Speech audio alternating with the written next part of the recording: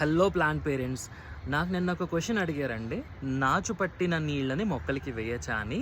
So దానికి నా ఎక్స్పీరియన్స్తో చెప్తున్న విషయం ఏంటంటే అబ్జల్యూట్లీ వేయచ్చు.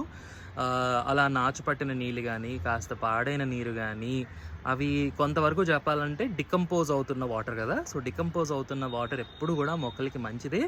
ఎందుకు మంచిది అంటే దానికి రీజన్ కూడా ఉంది. మట్టిలో మనకి ఎర్రలు అంటే వానపాములు ఉంటాయి కదా. సో వానపాములకి ఎప్పుడన్నా సరే కొంచెం డికంపోజ్ అవుతున్న మెటీరియల్ అంటే ఇష్టం ఉంటుంది. అవి తినడానికి హెల్ప్ అవుతాయి.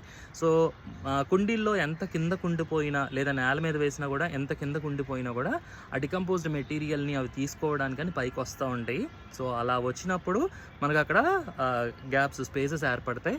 అలా స్పేసెస్ ఏర్పడడం వల్ల మనకి మొక్కలకి రూట్స్కి ఏరేషన్ ప్రాపర్గా ఉంటుంది. కాబట్టి రూట్స్ బాగుంటే మొక్క కూడా బాగా ఎదుగుతుంది. సో ఇది సింపుల్ రీజన్ అనమాట. అందుకు నాచు పట్టిన నీళ్ళు, కొంచెం పాడైన నీళ్ళు, కూరగాయలు కడిగిన నీళ్ళు, ఇలాంటివన్నీ కూడా మొక్కలకి ఎప్పుడూ వేయచ్చు. అవి ఏం పారేయాల్సిన అవసరం లేదండి. ఓకే.